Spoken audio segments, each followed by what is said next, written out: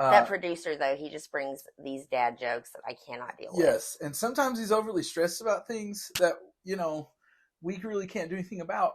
I wish y'all could see what's happening behind the camera right now. Really do. Really do. It's fantastic.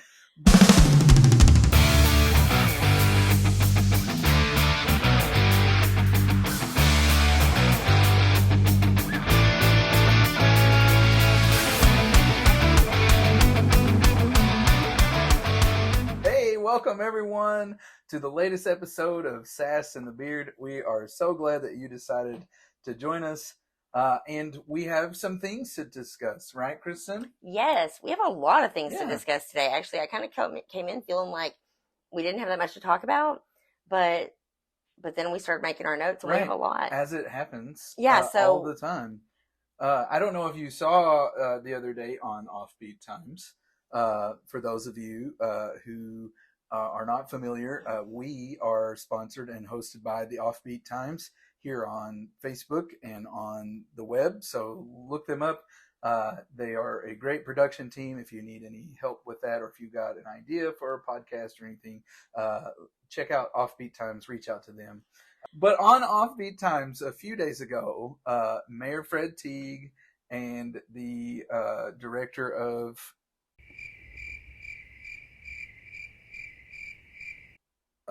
why is my brain not working? Christy. The advertising and promotion. Yes, A&P. Sorry, my brain's not working. People don't know what A&P means. Advertising and promotion, and we don't have to go into the definition of what that means. They were telling us about the eclipse, and then in that they were talking about the number of people that were going to be here, which was a lot.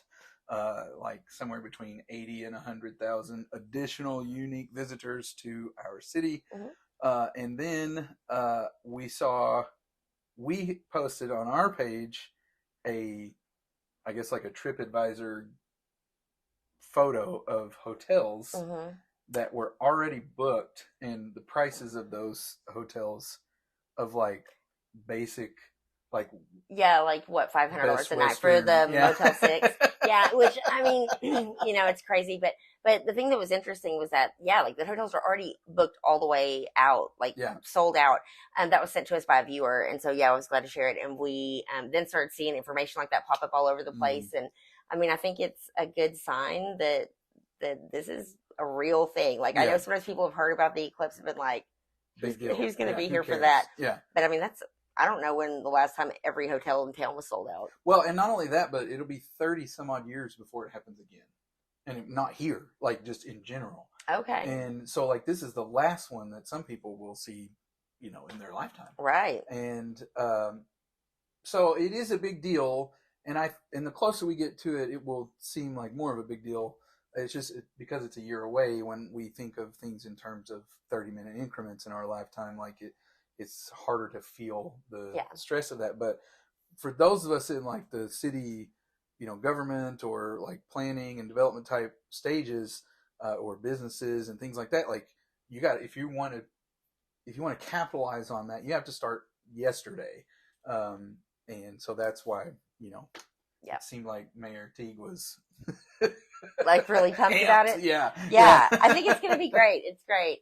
And we do have a lot of topics to talk about today. We're going to get into some national craziness that's going on, talk mm-hmm. about some state stuff, talk about some super local stuff, and then wrap it up with details on the Art Walk and Entertainment District. Yes. But before that, our set's looking pretty nice. I know. We've got our gold butts, and we cannot lie. Exactly. Wait, where did it go? Is it here? It's up top. Oh, I figured Shane. I figured we should have a segment where it's find the golden ass, and found it. It's me. Oh, but so Plant Parlor has provided us this beautiful plant-friendly set here that we have going on with lots of greenery. And they are a wonderful sponsor of our show, so go check them out. Plant Parlor on Parkway. Yes. So moving into, they are not getting canceled. No. We saw where Chick-fil-A went woke. Apparently, a lot of national brands are, tasting the rainbow, as it were, or supporting the or rainbow. like maybe just deciding to be decent humans to everyone. I don't know. Yeah, like we're just not going to be assholes. Like, yeah. So I guess what happened with Chick-fil-A is some TikToker or something got all worked up because they hired a vice president of diversity, equity, and inclusion, and there's been this big campaign from like the alt-right to kind of redefine those words and make them into some type of like, oh, you support systemic racism or something like that by supporting these programs of diversity, equity, and inclusion. They're trying to kind of like reverse what it means. Which you is mean like where supposedly the white race is going to be, eradicated by some whatever. I mean, I don't think they really get as far into the details as all that. Really, it's more about like just keeping people upset and hating each other and angry and divided, And so, I do think it's important to note, though, like when things like this happen, that a lot of times, like if you step back from it and look, the source of the outrage is just a few people. It's a small group that's like blowing it up on social media, and then other outlets cover it, and it gets bigger and bigger, and it creates a thing that isn't even a problem, right? Like it creates a problem. And that's what they're really looking to do, is just find any reason to like drive a wedge, make a bigger problem over something that's really not even an issue. Like what is the actual problem here? Honestly, I think it's even worse than that. I think that it's not so much to create an issue to drive a wedge or anything community based. I literally think it's for their own individual brand awareness. Oh, I'm sure. And it's always some ugly bearded dude with a top knot. Your hair looks nice today. It looks really nice. I like your top knot, Nathan. Okay, so bringing it back to some local. Yes. How does that affect us locally? Well, it doesn't. The Chick-fil-A controversy doesn't affect us locally. Absolutely not. But we do have some of our own local cancel culture that has gone on over the last couple of years and is still unfolding. Yes. Well, I mean, we can't even really kind of go anywhere without talking about like Casino from that standpoint. It was not in my backyard, kind of transferred into cancel culture as well. And so like whatever we can do to keep something from happening that we don't want, how can we create this marketing around this idea that we don't want this thing, Yeah, for sure. I mean, it is, it's one of those things, and I people do it because it's effective. But I think that as we've seen, it's not always working out in the way they hope, as we've seen with the Casino here locally. Yes. Well, and then if you want to talk about like, you posted something about the whole Dr. Gocher firing at RSD, and that there's a lot of it's funny. That's kind of the new topic. That's like the topic. Even though that was a couple of years ago, that's really the topic people have been asking us about lately. Is when are we going to get to see the depositions? What's going on with that? And there was some development with that. I feel like I was trying to give you the lead in there, and you just sort of lost it. But it's okay. It's all right. It's been a long day. There was a filing from Russellville School District basically talking about a recent instance where Dr. Gocher, who was former superintendent for Russellville School District, his wife shared some depositions with members of the school board. And so last week, the school district filed a complaint basically asking for remedy, or for what's the term I'm looking for here? The penalties for releasing that information. Right. And so they've asked for the court to, and also for the court to declare whether or not those records are a public record. But it's been interesting because like when the case was closed for the settlement, there was no, like the case closed. That was it. And so the records remained sealed at that point. They were never unsealed. The district previously had argued that they should be unsealed. Right. Like we were told by several. Well, I mean, it's in the court records, that they filed arguments saying that these records should be a public record. They should not be sealed, other than like limited information that would be covered under like Federal Privacy Act for students. Anyway, so they argued that, but then the case closed, so it was never decided. So we've never got to see the depositions. I FOI'd them after they were sent as an email, thinking, okay, now they become a public record because of how they were introduced into this email.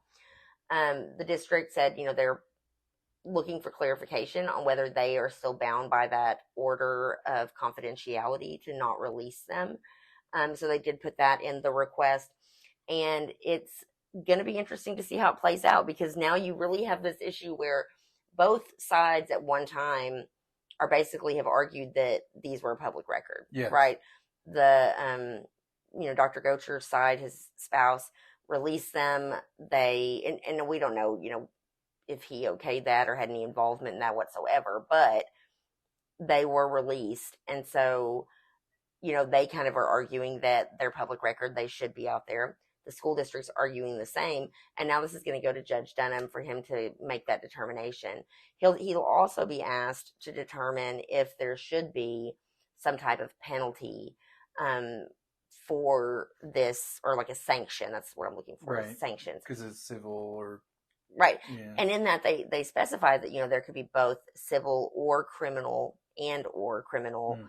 sanctions. And they didn't request either or. Like, they didn't say we want both or we want either. They just said these are both options, and we think the court should determine if a penalty is appropriate, because Dr. Gocher released, and how they're arguing it, he released the documents inappropriately to his spouse because he was under the confidentiality order as the plaintiff. That's the argument that's being made there. So we're going to see that play out. I'm going to be keeping an eye out for sure. Definitely, the minute those depositions are public, I will be getting them out. So what is the real harm in that information becoming public? Well, obviously, if either side argued at one point that it should be public, and also the public wants to know what's in there. Yes. So the argument, I think, originally against releasing them was that there could be,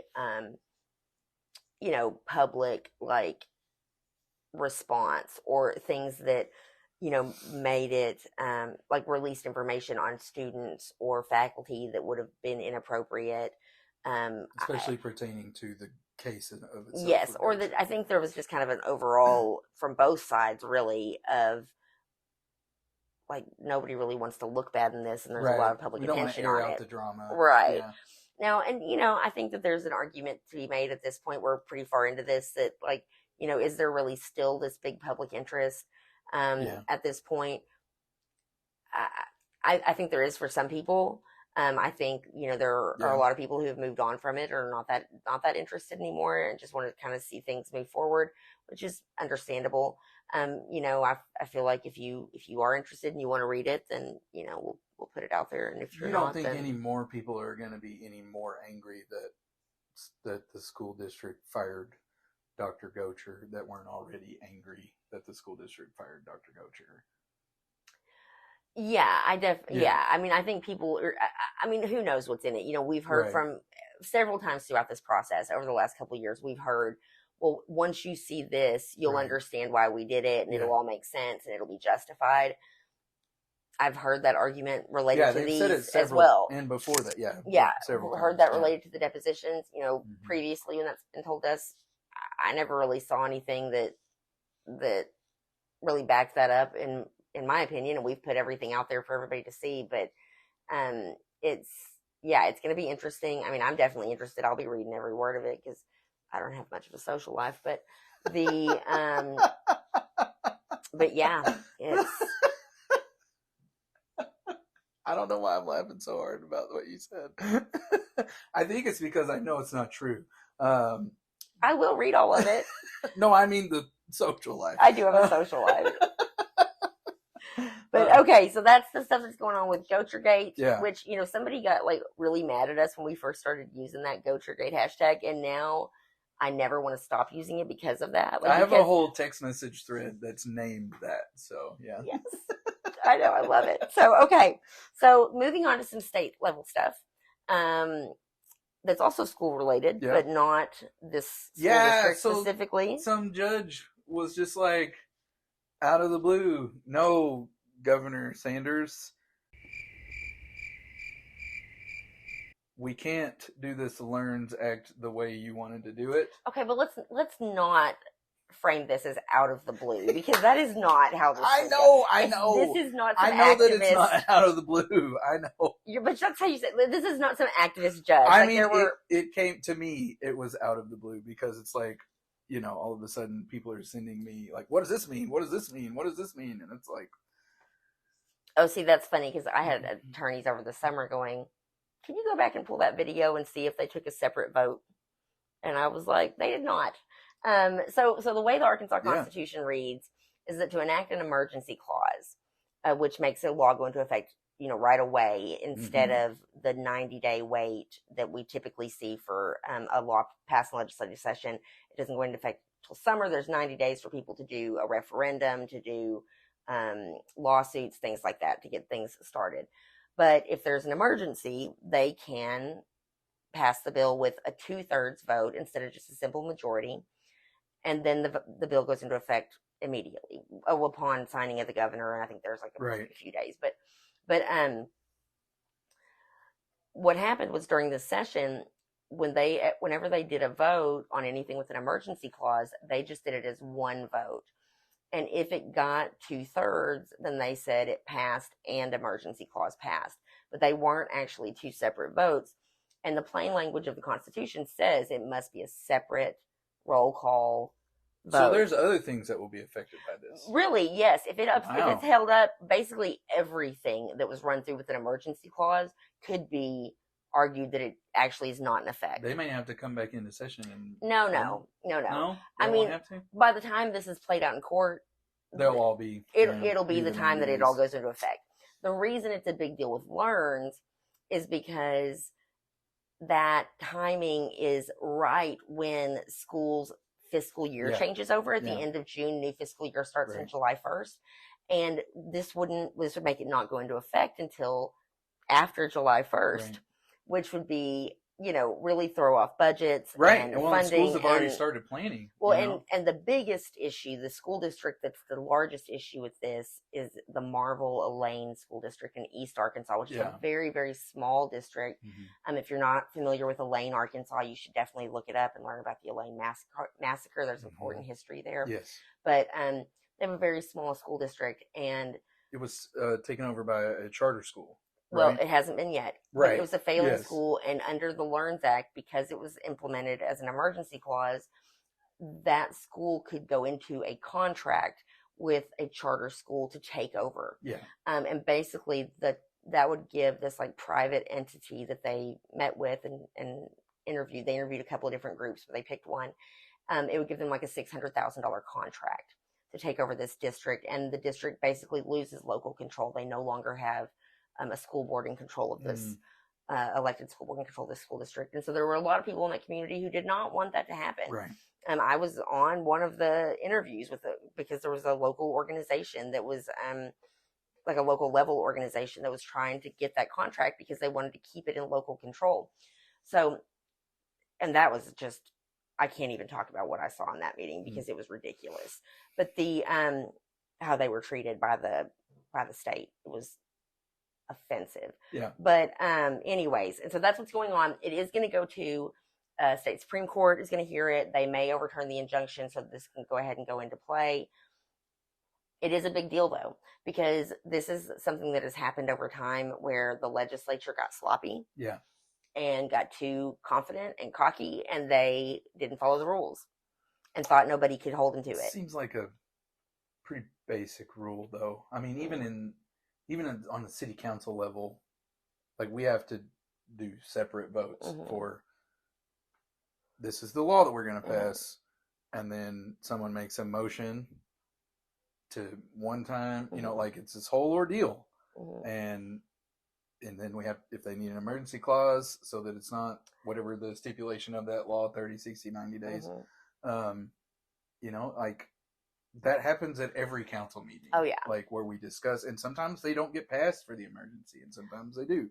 Well, you know, there's been debate before that, you know, you have to have a reason, right? Like, you Yes. have to provide a reason. Yeah, and there's rules in there that state what the reasons have to be. And that's exactly the same thing that's happening with this, is because what's happened in the legislature is the emergency clause pretty much is just boilerplate language that says, you know, this should be an emergency. Well, and this is it seems to me like this would have been a pretty easy one to declare that an emergency absolutely, is needed, totally. July 1st. Yeah, if you just are following less than the 90 days. Yeah, but you have to follow the process, and they didn't. So, because you know, imagine how that goes on when you rush a huge bill through, and when you have a 3/4 majority and nobody really cares about the other side's opinion at all, and yeah, so that's what's happening with the Learns Act. Will be interesting to see how it plays out for people. So, last thing, Nathan, let's wrap this up. Not go too long. I'm trying to keep us on track here, and you just are all over the place. I don't care. You know, it's fine. I'm sure our producer cares about how. I know. I see him back there being like, look, he's got things to do today. He's got it. Yeah. All right. So we have Art Walk coming up. Tell me about it. I'm so excited about Art Walk. One thing I can say to those of you hopefully watching this is that the entertainment district law that the city passed is in effect. However, we will not be able to enjoy the entertainment district at Art Walk this weekend because the cups are not here. And the cups are a requirement. It's part of the ordinance, yes. so that you can, you know, make sure people are following the rules. Yes, and it's not just a, you know, silly little plastic cup with a sticker. Like, it has to be a printed cup, and there's a lot of drama behind the cups, like why we don't have them, but we don't have them. So I feel like I should have been put in charge of the cups because this shit would not happen on my watch. Now, if they come in tomorrow, I'm just kidding. Friday morning, I'm just kidding about that. I know that the people who are handling it are doing a great job. I don't mean that. Yes, but Art Walk is still a great event, and you didn't have Entertainment District beforehand, and you still came out and enjoyed Art Walk. So please come out and enjoy the Art Walk. There'll be music, you know, street food, like street vendors, food vendors. There'll be artists and photos in the alley, I think, yes, usually is a thing. Yeah, those are so fun. All kinds of fun and entertaining things to do in downtown Russellville from 6 o'clock to 9 o'clock at night downtown. And we will have updates and explanations, like breaking down everything about the entertainment district very soon. We're going to do just a whole episode on understanding the entertainment district and how to get publicly drunk with Sass and the Beard. So whether you are a restaurant owner, bartender, regular goer of places that serve alcohol, whomever you may be, you should have a really thorough understanding of what it means to be in the entertainment district. But you will not be receiving any official legal advice. So. No, we are not responsible. As our producer tends to put in our show, Offbeat Times is not responsible for the things said here. Yes. Yeah. And none of our sponsors are either. We always come with a disclaimer. So anyways, that's all we got this week. Yes, thank you guys so much for watching our show. Please share this video with your friends. Don't forget about the Plant Parlor and Offbeat Times, and we'll see you guys next week.